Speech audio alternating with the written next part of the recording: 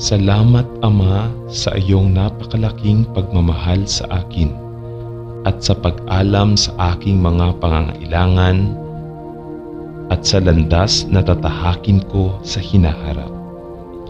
Tulungan mo akong makilala ang aking mga pangangailangan sa hinaharap at huwag malito ang mga ito sa mga pagnanasa ng laman o mga walang kabuluhan ng aking puso.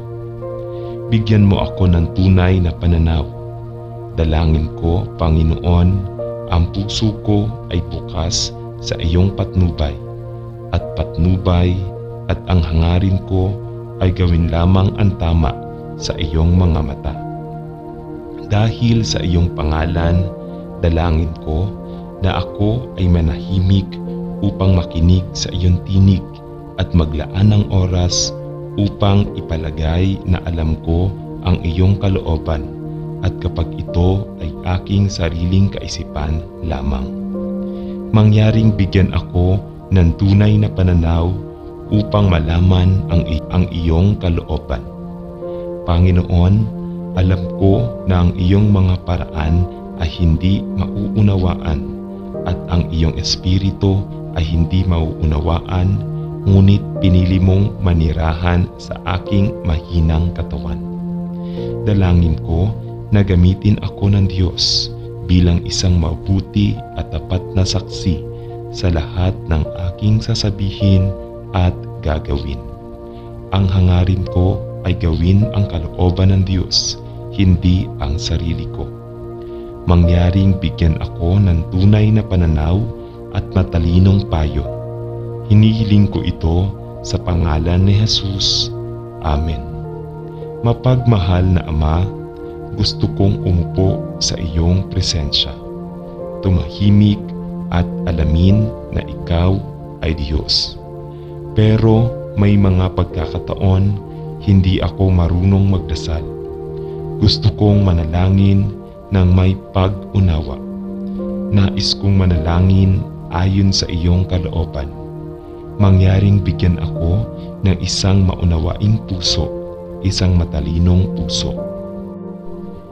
Ikaw lamang ang nakakaalam kung ano ang dapat kong ipagdasal at ang aking puso ay bukas upang gabayan ng iyong espiritu ng katotohanan. Iniaalay ko ang aking sarili sa iyo bilang isang buhay na sakripisyo upang gawin ang iyong kalooban. Pumunta sa kung saan mo ako ipapadala o manatili kung saan mo pinili. Mangyaring gawin akong sensitibo sa iyong kalooban at huwag ipagpalagay na ang aking kalooban ang pinakamahusay na pagpipilian para sa aking buhay. Mangyaring bigyan ako ng pusong may pang-unawa upang malaman ang iyong kalooban para sa aking buhay. Dalangin ko sa pangalan ni Jesus. Amen. Dalangin ko na madala mo ang mapagmahal na mga kaibigang Kristiyano sa kanyang buhay at na siya ay umasa sa iyo ng higit at higit sa panahon na hindi maiiwasang mga stress at strain na nagmumula sa pagiging nakalulong sa pampublikong buhay. At lalo kong ipinagdarasal na protektahan mo ang kanyang isip mula sa impluwensya ng makamundong kaisipan at ilagay si Jesus sa sentro ng kanyang buhay. Ito ang aking hinihiling sa pangalan ni Jesus. Amen. Panginoon, dinadala ko ngayon sa iyo ang aking minamahal na anak. Diyos ko, siya ay ganap na nawala sa buhay at nagsimulang magkaroon ng malubhang problema. Natatakot ako para sa kanyang kinabukasan at hinihiling ko sa iyo na mahimalang makialam. Makipag-ugnayan siya sa maling grupo ng mga tao na nakaka-impluwensya sa kanyang saloobin at kilos. At natatakot ako na malapit na siyang malagay sa malubhang problema, marahil kahit na sa mga pulis.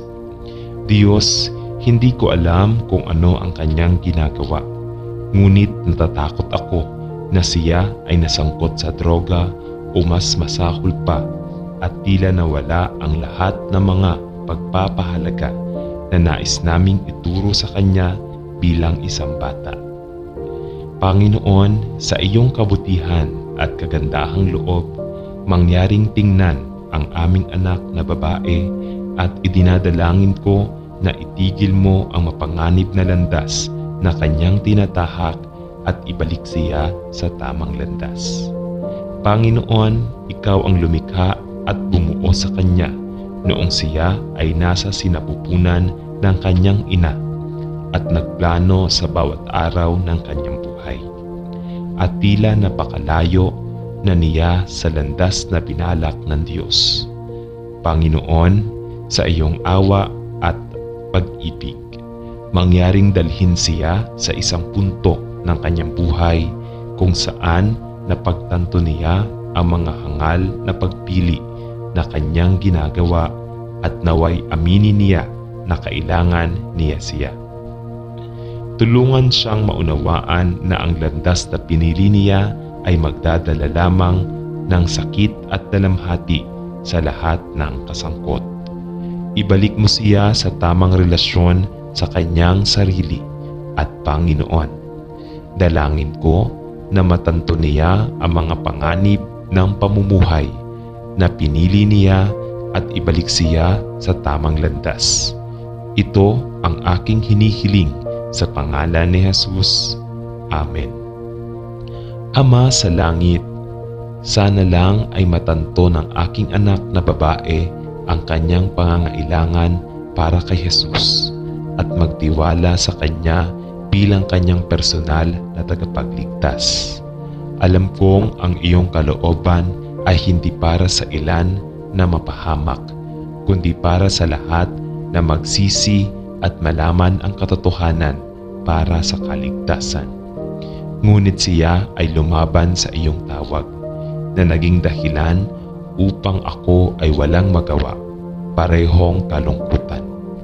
Ngunit alam ko na ang kanyang banal na espiritu ay nagkukumbinsi sa mga makasalanan sa kanilang pangangailangan para kay Jesus. At ako ay nagdarasal na ipakita niya sa kanyang anak na babae na ang kanyang buhay ay patungo sa maling direksyon at na siya ay naging alipin ng kasalanan sa mundo at lahat na dinadala nito sa kanya.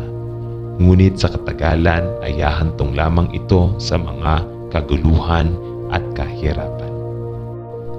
Bigyan mo ako ng karunungan at pagtsatsaga upang makitungo sa kanya sa paraang hindi siya ilalayo sa ebanghelyo, ngunit inilalapit siya sa iyo. At inihahabilin ko ang kanyang kinabukasan sa iyong mga kamay dahil alam ko na ang pag-ibig ng Diyos para sa kanya ay higit sa kanya. Pag-ibig sa akin. Salamat Ama, sa pangalan ni Jesus. Amen.